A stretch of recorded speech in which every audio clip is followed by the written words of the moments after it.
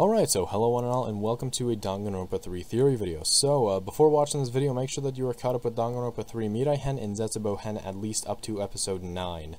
So, this theory was made by Kazu, and check out the link in the description below to see the full post on Amino, because he gives a recap of Mirai Hen and Zetsubou Hen, and then he moves on to the theory, but I will just be going over a couple points in Mirai Hen. I wouldn't say that it's necessary to check out the full recap, but it can be helpful to some of you. So I'll be talking about 3 points in the Mirai Hen recap. First one being about Juzo, second one about Kirigiri, and third one about Haruka. This is actually some important information to the theory. Even if you've just seen the episode, there are a couple things that you might have missed, that even I missed, and I've seen it a couple times, the scene. So, anyways, let's just start off with Juzo. So, Kyosuke stabbed Juzo, but I don't think that Juzo is dead for this for a couple of reasons. The first reason being is that it was a normal stab, not a cut. This wouldn't kill him instantly, but slowly let him bleed to death. We can see him falling to the ground, but this is mostly due to him losing consciousness because of losing blood. And remember that Kyosuke uses a sword that emits heat, and that you can stop bleeding with heat if it's done correctly. It's called cauterization, so he might be alive. I don't know if I pronounced that word right, but you know, I didn't know that about the whole heat thing. That's pretty cool. And I mean, if Kyosuke can get a metal rod stabbed through his left shoulder and just pull it out and walk it off, I think that he'll be fine with a little tiny sword going into his stomach. But while watching the video, the episode, I actually was wondering if he would crawl for help or something, but then I realized that there's nowhere really for him to crawl for help. But it really sucks if he does die. I really did like this character a lot. Alright, so now on to Kirigiri. So after the 4th time limit, Nagi, Asiana, and Ryota wake up to see Kirigiri dead on the floor because of her NG code triggering. But that's just what the anime makes us think. But I think that she's still alive, because the faces on the other people that got their NG codes triggered had a much worse situation than Kirigiri, as her faces only changed to a somewhat darker shade instead of getting completely messed up like the other faces. But how did she even survive this? Well, it's all because of Saiko's medicine. So if you notice the scene where Kirigiri is shown dead, there is a tiny little pill bottle on the ground, and it has a Cure W on it, as shown in a previous episode. And Kirigiri took it from Saiko's corpse and kept it with her. Once she realized that it was worth a try, she took in the medicines just as the time limit was about to pass. The medicine wasn't a complete cure for the NG code poison, but definitely lessened the effects. That's why Kirigiri only has a darker shade rather than a completely messed up face. She could be in a coma or something, but I don't think that she's actually dead. Alright, so actually while I was watching the episode, that reminded me of talking about Kirigi and whatnot, that I thought that she was the traitor for the longest time. And I don't know, it kind of made a little bit of sense because she barely got any screen time during this season, probably 10 minutes max, which is suspicious. And she also, when I told somebody else this, they were like, well, she's the ultimate detective, why would she? But that could also be the exact reason, because, well, not the reason why, but that would be helping her a lot, because she's the ultimate detective. She's the only one that can solve the case and who killed them, and she's probably very good at keeping and cleaning her tracks. So, yeah, I just personally thought that for a long time, but now that she's dead, that theory goes out the window. So, before the time limit, when Kirigiri tells Nagi not to give up hope, I knew something was going down. But what I thought originally was that she was going to kill somebody in the room, because Kyosuke is like at the other end of the building, and she's like, easy kill. But she didn't want Nagi to give up hope. So that's what I thought, that she was going to kill somebody, but it turns out she died. But so at the moment I was, before they fell, I was like, okay, I'm going to get super focused in. So while they were falling, I took note that Nagi falls forward, Ryota falls backwards, and both Kirigi and Asiana fall forwards. From what I remember, Nagi falls forward. I don't know if it completely shows it. But, so then when I was checking when they woke up, what position they were in. So Nagi gets up before we can even see, but Ryota is on his side, and very similar position as to how he fell, so I can give him that. But then there's Asiana and Kirigiri. Those two are both in completely different positions from where they fell. Kirigiri was on her back lying down, and I'm like, okay, here we go, confirmed she is the killer, but then she wasn't. But then there was Asiana, which always confused me until this theory. And because she fell forward, but she was lying on her side. And I know that, well, she could have just rolled over. But the thing is, she's too far right. If she fell forward to the left, she would have been to the left, but she was very close to the right. So that's why she must have moved in the sleep as well. But the reason why I mentioned Asiana a lot is because it is important to the theory, like I said. Alright, so now at the final recap point, we are talking about Ruruka now. So she is the one that we see die after the time limit, and something to notice is that the attacker killed her quite brutally. Cuts everywhere, clothes torn, and that there are candy spread everywhere, even in her mouth. And a little important thing to the theory, she isn't hung unlike the rest, which I was even questioning as well. And actually, when I was watching this, I was questioning why she wasn't hung and why it was so just damn brutal. Because when it first showed her, I thought that like Kyosuke or something killed her. But even when I saw the knife, I'm like, okay, so they're trying to imitate them. But then it actually clicked in and to make me realize that, nah, the killer did this. But it was so brutal. Alright, so we're finally on the theory. So basically, just to give you a short form of it, Chisa is the mastermind. Not the killer, there is something important about the killer though, but she is the mastermind. So just continue. If you don't like this theory, just hear it out. I absolutely hated this theory. I did not know why people thought about this theory. Because it's like, oh, her and Asiana switched. It's like, what? Are you stupid? But now I actually think this theory is true. So I guess to my knowledge, I'm stupid, I guess. But yeah, anyways, stick around. It actually does make a lot of sense. So yeah. So, as we know, Chisa is actually a despair, but somehow she seemed completely normal in the future arc. What's up with that?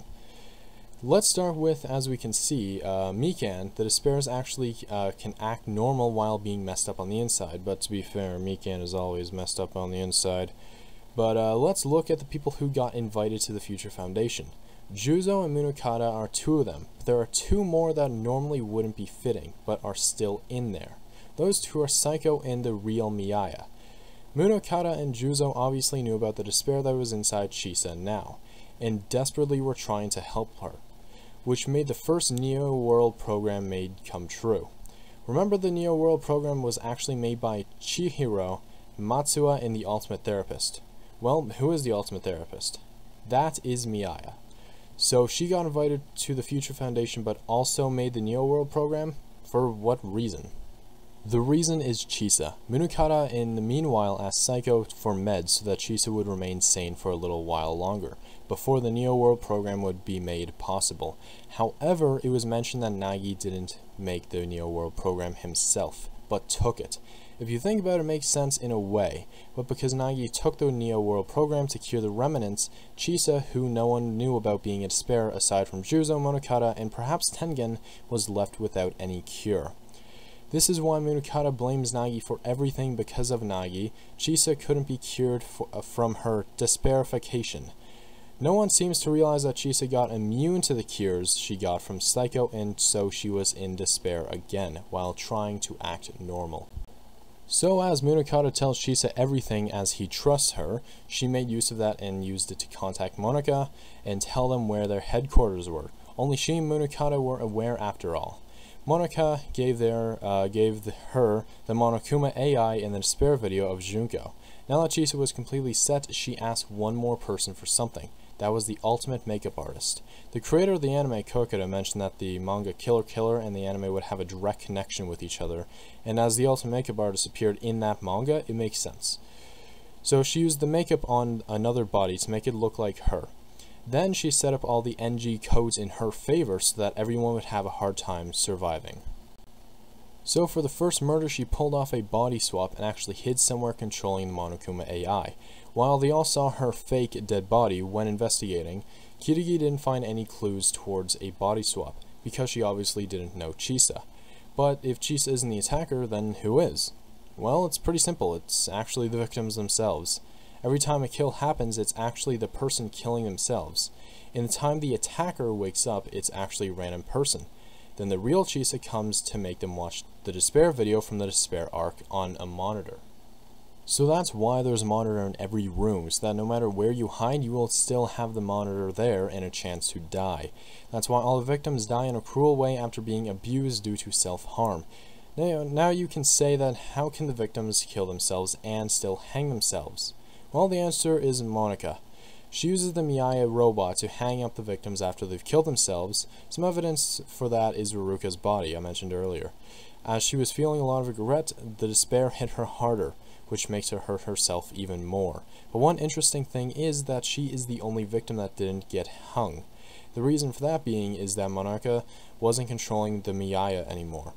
Remember, she sent herself to space just before Ruruka died? And the robot also got destroyed, so it can't hang up anybody anymore. It can't be a coincidence. So Tengen knew about Chisa's desparification and noticed that she was back to her despair self again somehow, but didn't have any time to say it to Monokata. Then Monokata and Tengen had that confrontation. Tengen said that something to Monokata which got muted, and apparently it wasn't a lie due to Tengen's NG code. Tengen probably said that Chisa was the mastermind back then, and that's why Monokata keeps blaming himself for Chisa's death. Monokata knew that this was not only Nagi's fault, but his own as well. That's why he feels like he needs to kill everyone that knows Chisa or the truth about Chisa. That's why he's killing everyone, to end the Despair Chisa and start a completely new future foundation. So now that you know this, how is Chisa so fast with her movements and such? Well, it's actually pretty easy. One person that we know is actually dead. Well, that person has been dead before. I'm talking about Asciana. But they weren't switched immediately after her death, but the time skip after that. There was some proof of that too. First thing, that Asciana had a scar in episode 5, but it suddenly disappeared in episode 6. That could just be an animation error though, but I'm not too sure about that. Another example would be in episode 1. Guzo mentioned that the entrance there was blocked. However, Asciana wasn't in that room yet, but came in much later. However, in episode 6, she suddenly says, "Didn't Guzo say that the door was locked? How would she have known that when she wasn't there?" Well, it's obviously because Asciana didn't hear that, but the real Chisa did. In episode 6, Asciana checks her NG code again. Why would someone ever check their NG code again? Well, it's because Chisa was just confirming that she had the right NG code. And that actually reminds me to this one little thing. Look at Kiryu's face after seeing her NG code. She was already aware of being dead soon. Anyways, in episode 6, Asciana keeps mentioning the Warriors of Hope, and rather than looking at Miaya, she was probably looking at the cameras in the robot, being aimed directly to Monika. Normally no one would ever know that it was her, but Chisa obviously knew that. Also in episode 1 and 3, they clearly stand next to each other. Asciana is somewhat smaller than Nagi, but after episode 6, she was suddenly a few inches taller than Nagi. You know who else is taller? Chisa. In episode 6, Asciana suddenly kept her hands at her chest 3 times, while in the episodes before she only did the gesture with one hand only. And who else always uses 2 hands at her chest? Well, none other than Chisa. It's her gesture. One of the most important clues will come here. In episode 4, she promised Miaya to eat donuts together when everything is over, but suddenly in episode 6 she was eating some donuts alone, not sharing it with Miaya. The real Asciana would never forget such a thing. And another thing hints that this is from episode 6 and on. Asciana kept using a lot more cutesy gestures like Chisa always does. Kyosuke actually knew about this, and that's why he called Asciana the Despair after reflecting his blade towards her. Alright, so I'm actually editing the video right now, but something that caught my attention while looking back at episode 6, and it actually caught my attention while watching it for the first time, is something that Asciana says to Nagi after she checks her NG code. I was talking about that a little bit ago, but I completely just didn't read the text. But she said, "I really hate this game." Then Nagi asks, "What did you say?" And then she replies with, "I said I really hate this game." But in a few episodes earlier, I'm not too sure what episode, and I'm not going to look because it'll take too much time, she said that this isn't a game. I forget who she was saying it to or something, but I do remember her saying something that this wasn't a game. So, yeah. So this also kind of helps to prove that Asiana is Chisa, because at this point in the anime she would have been Chisa. Just want to throw this in here. Well, there we have it. Asiana is probably dead after the 3rd time limit, while Chisa is alive and despairing as well. She is the mastermind, or at least that is my theory. Not to mention that in the beginning of Zetsubou Hen we see this. So this is obviously the despair side of Chisa. Why would they show us her while she was supposed to be dead? Well, that's because she wasn't dead, and actually Chisa was watching the future arc, Killing Game, while hiding for the 1st time limit. Alright, so that's it for the theory. So basically, just to shorten up, if you didn't get some parts, Asiana died in the 3rd time limit, and Chisa switched bodies kind of with her, using a friend from the Killer Killer manga, which is the ultimate makeup artist. I have not seen the Killer Killer manga actually, so I can't, I really don't understand what happens in that arc, or in that book manga.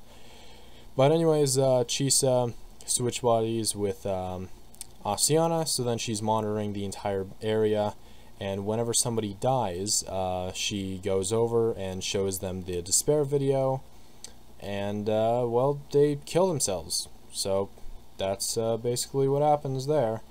So yeah, how do you feel about these types of videos, doing the theories and whatnot? I know this one might be a bit longer. I'm not actually too sure. I'm gonna have to check, but I feel like this one would be a bit longer than the rest. So yeah, tell me if you liked it or not, if I should do more, or if I should just stop. But yeah, anyways, if you enjoy this video, please give it a like. I worked pretty hard on this, and I'll see you in the next video. Goodbye.